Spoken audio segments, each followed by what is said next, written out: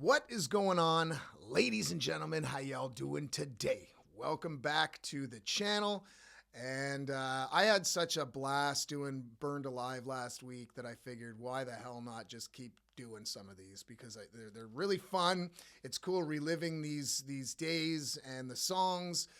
And of course, just like how the video was made and some of the concepts behind it, musically, visually, all that kind of stuff. And this was our very first music video as a full band. We had just recorded our first EP, and there's a lot of cool things about this video that I don't think anybody knows about, and I really want to talk about that. And now this was shot by Dan Clements, who I did mention in the last one. He's like the master editor that really brought Burned Alive to the level that it was at. This was our very first music video. I'll give you a little tidbits about the recording, etc. But I do want to kind of start off with, Dan came in. We just wanted to do a performance piece. We didn't really have too much of an idea other than just a performance piece. We were still getting used to each other. We were still kind of feeling, our whole chemistry out. And I thought that this would be a great way of kind of starting things off on this new journey as a full band. Now, Corey's doing some of these kind of neat little country fills that you'll see. And I'll tell you right now, like, Corey is a metal drummer, like a fucking brutal blast beats, fast as fuck. He plays in this incredible band called Crimson Shadows. So for him to not only kind of relearn how to, execute this style of music, but to really embrace it was pretty fucking awesome. I mean, it's really difficult. Like for me, it'd be really hard for me to start playing jazz. It'd be near impossible. So for him to be able to kind of step up, shed all his metal knowledge kind of to the side, of course, using it here and there, which of course you heard in Burned Alive and of course Southbound. But for him to kind of readapt his drum playing was pretty incredible.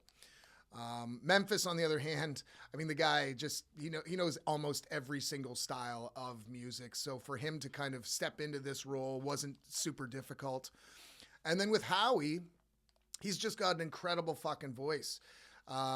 Incredible backup singing and harmonies. You'll hear some of that here momentarily. But then even bass-wise, he understood the role. It wasn't just, simple root notes.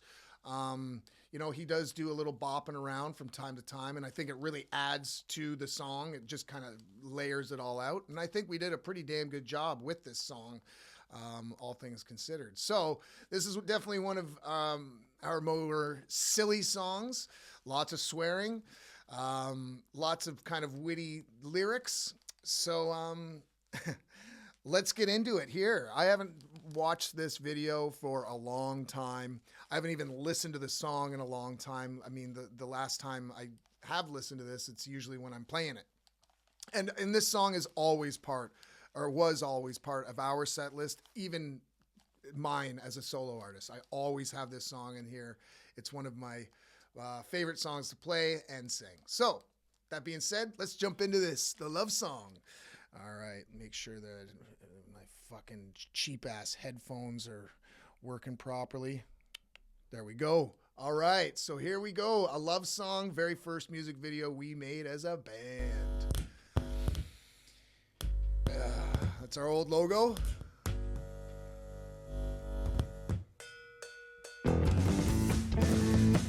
Had to have that cowbell in there, man. Step on the gas, bottle up, we're on a roll, getting right fucked up, spinning out of control. Forgive my recklessness, yeah, I kinda don't give a fuck. Fuck yeah, man. So Howie's harmonies just add so much to this song. It was just incredible the first time I heard it. Now here is the big kind of reveal regarding this song. This is fucking crazy. So we actually didn't even have this song recorded at the time. We had recorded it, but it wasn't, they were still mixing and mastering it. So we actually didn't have a fucking playback for this properly. So we guessed. We played this live in the room and just hoped to sweet fuck that we were playing it at the same speed that we recorded it as. And we were hoping to sweet fuck that, you know, the drum hits and the guitar solos and my rhythm was going to be in sync with a non-released version of this song, which is insanity to think of. Like that, how tight we were to actually kind of guess on the spot. I think this is the speed of the song. And then finally, once the song was mixed and mastered and sent to us, it actually sunk up almost perfectly, which is pretty insane. Like, I think that's something that we should all be very, very proud of. Like, we were just dialed the fuck in. Now, before I could, you know, go too far ahead of myself, I will say I'm not the biggest fan of this recording. This was our very first recording, so of course it was at a smaller studio. We were on a very limited budget, so we kind of took what we were given. And for whatever reason, I don't know why this song in particular just doesn't sound how we sounded live. It's kind of bottomed out a little bit, and I'm not shitting on the guy for doing it. I mean, at the time we were a brand new band, so I mean, we were happy with anything we got.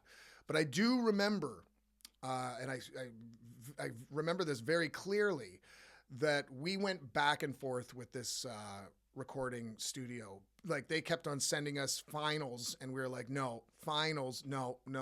So we ended up actually having to kind of just bite the bullet, because at this point, I don't think he knew what he could do to, I guess, match our vision. So Memphis, myself, Corey, Howie, this was the beginning of a great friendship and a great touring band. We weren't touring too much. We were kind of just starting out at the time.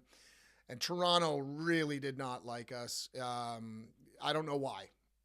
Maybe because we weren't like married to metal or punk, or like it was super hard to kind of define the genre. And I remember specifically, like, it was really difficult to be accepted by the Toronto scene. They're pretentious. That's all there is to it. So I'm just going to go back here a minute. There we go. And here we go. Bundled up, we're on a roll, getting right fucked up, spinning out of control. Forgive my recklessness, yeah, I kinda don't give a fuck.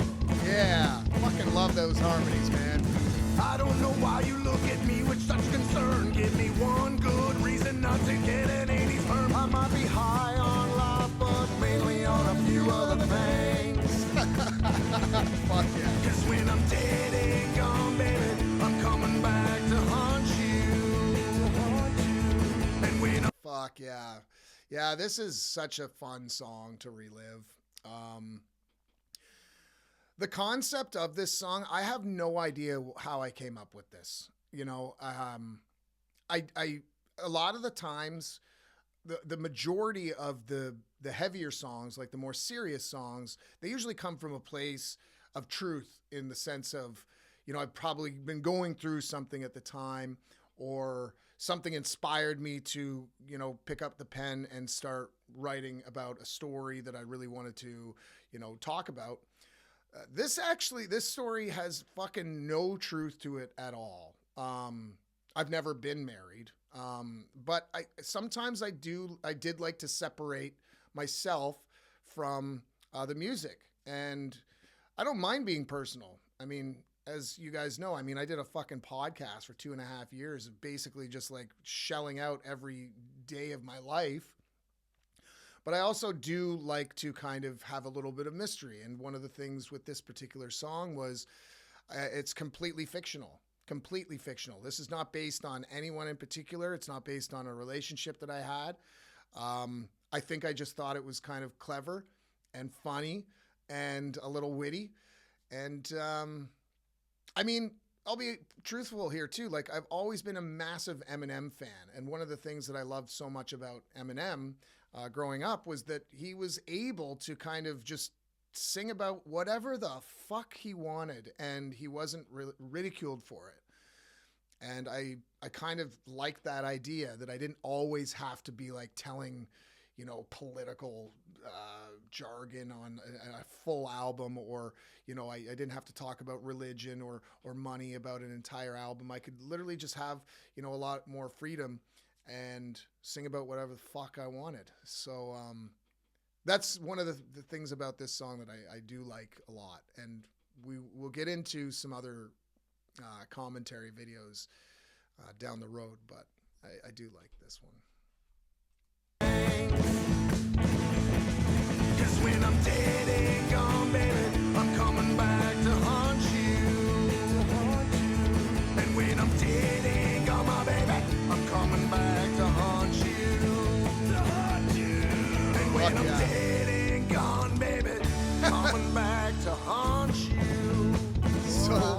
So Howie, man, he was a fucking animal on stage. Like, this guy would be like drop kicking the fucking ceiling fan. Like, you look over and he'd be like Supermaning. It was like, what are you doing, man? You're going to fucking hurt yourself. We're not young anymore.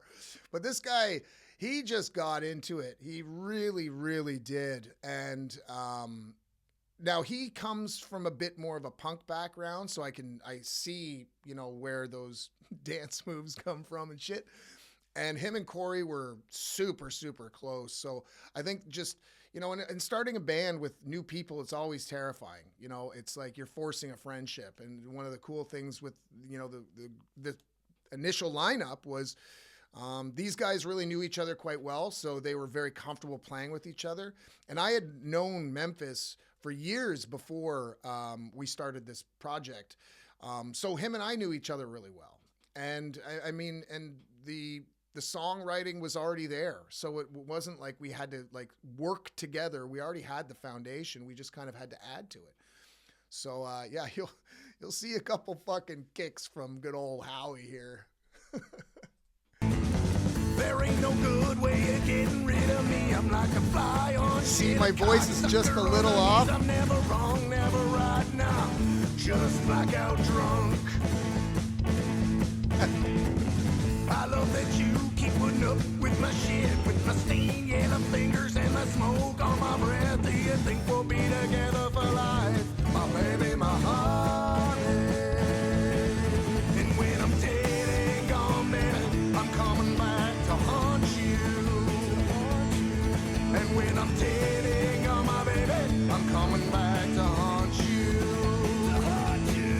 And when I'm dead and gone, baby, coming back to haunt. All right. Before, I didn't want to cut off Memphis's solo because it's fucking dope. Yeah, this is one of the songs that really, I embraced the country side of things. I always had a really hard time trying to define the genre. I mean, I had come up with so many different titles for the genre, like drunk rock. So it's kind of like punky, but it's also, I don't know. But my mom actually played in a bluegrass band.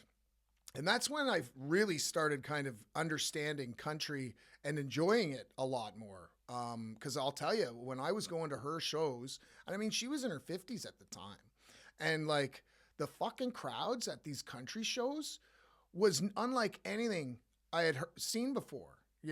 Sure, I've been to punk and metal shows and shit, but these guys were drinking, dancing. And I was like, I want to fucking do that. Like, I want to fucking, rather than moshing and just sitting in a corner headbanging, I wanted something that people could dance to.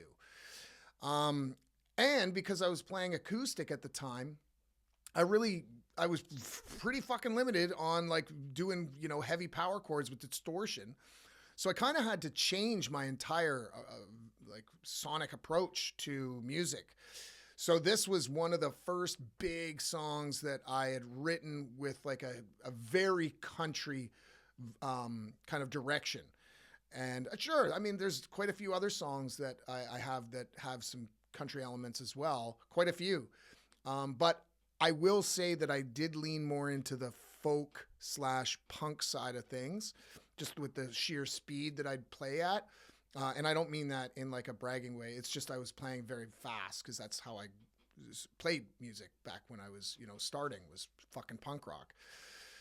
So the folk / country side of things really shone through here. And I loved it, you know, and we'll talk more about some of the other genre influences down the road when we discuss more of the different songs like Southbound.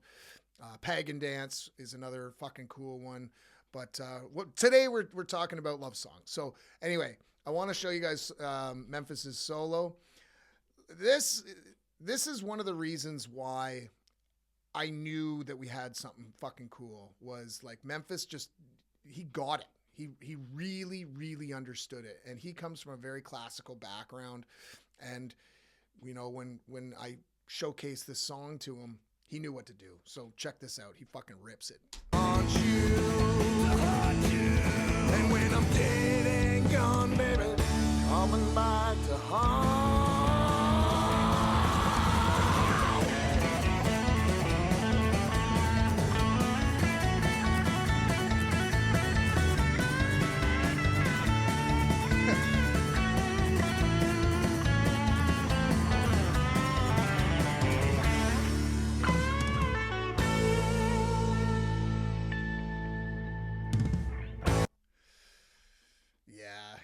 I mean, and the thing is Memphis could fucking shred if he wanted to, but that was another thing that I just really adored about his playing ability was he knew, you know, when to dial it back, when to go full on and find that sweet spot.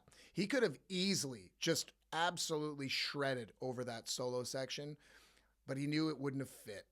And he really understood how to serve the song rather than serve the artist. So good on him for that. And I'm sure you guys can agree that solo fit fucking damn well perfect. Now here's our bridge before our final chorus. And I like this part. This is, I really like the lyrics here. There again is that feeling deep inside. It's like wow, building up diarrhea, trying to hide. I just gotta let it out, my baby. It's just how I feel. Those harmonies, man. I never loved anyone quite like you. I love you so much, you make me wanna fucking puke. You're the rotten to my apple, yeah. That I can't sleep without. Fuck, man, we nailed it. Just guessing on this shit, too. Yeah, cause when I'm dead and gone, baby, I'm coming back to haunt you. Fuck yeah. And when I'm dead and gone, my baby, I'm coming back to haunt you.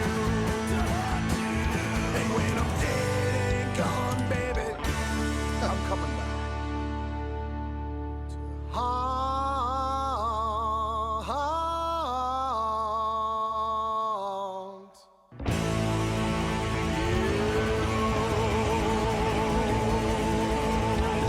Big Man of War finish.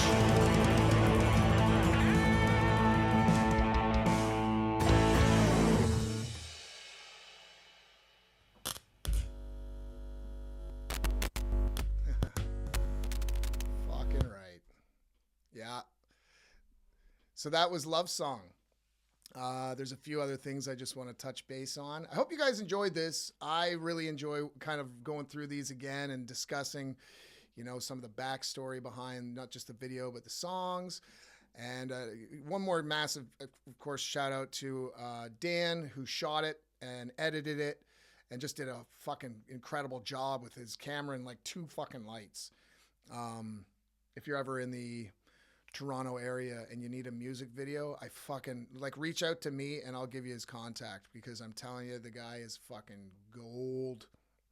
Really easy to work with, and he knows what he's fucking doing. Yeah, it's interesting. I just noticed. I remember that we had GoPros on our headstocks, and none of them were used. So I'll have to talk to Dan about that because I saw it. I saw it on Howie's the top of his head. There was a GoPro on it, and I was like, oh fuck yeah, we shot footage. Like kind of shooting down the necks of the basses and guitars, but maybe they just didn't work. I mean, he knows better than me, so that could be one of the reasons. But man, yeah, what a fucking classic tune. And how we ended up, I'll just give you a little bit of history here. it wasn't too much longer after we made this video that Howie decided to step away, and with no ill intent at all. He was starting his audio engineering career, and he just couldn't commit to it at the time. And we totally understood. I mean, it sucked because, you know, now you're kind of back at square one. You get to a certain level and you're getting offers. We're starting to charge more for our shows. You know, we're getting merch and all this shit. And then when somebody backs out, you kind of have to say to yourself, you know, should we continue? Should we try and find a replacement? And I mean, Howie possessed a very, very incredible amount of skills with his vocals, his bass playing, and we were sad to see him go. But that being said, we were very, very fortunate to have Jay step in. He's the bassist that you probably recognize from Burned Alive, and you'll definitely recognize him more as I continue doing these commentaries. Jay had a very, very different style of playing and singing, and I'll talk about that probably more in a different video. But Jay was incredible and is incredible. He's one of my best friends to this day. But it was a big shift for all of us, you know, working with Jay's style of bass playing, his singing, and so we had to adapt to that, and Jay also had to adapt to our style. Again, I'll discuss that in a other video. But I had a blast doing this once again, guys. I hope you did too. I hope you learned something. I'll leave the link for Love Song in the description of the videos if you just want to watch it, you know, without me rambling and stopping and starting and giving you, you know, tidbits from behind the scenes. But that's it. And yeah, just 5 of us, the 4 members, and then Dan came up with this video, and I'm very proud of it. I'm very happy how it turned out. Working with the guys. And last but not least, I just can't believe that we played it almost identical to the BPM that we recorded the song at. And then when I sent Dan the final version, it was like, holy shit, we're so fucking lucky that we played it pretty damn fucking close. So awesome. Well, thanks, guys. I hope you enjoyed this, and I will be doing another reaction shortly. And I have talked to Dan, and Dan would like to sit in on a Southbound reaction. So I know that's our most popular song, so I'm sure a lot of people are going to tune in for that. And I'd love you guys to hear what Dan has to say about the filming process, the editing process, and then, of course, the 2 very different directions that we originally intended for with the music video, and then the direction that we had to ultimately settle on. So we'll get to that soon. I got to figure out how I can get 2 webcams playing at the same time so we can hear each other. And I mean, he's in Toronto and I'm in Vancouver, so I'm sure there's a way of doing it. I just got to look into it. So until next time, guys, have yourself a great week and stay dusty.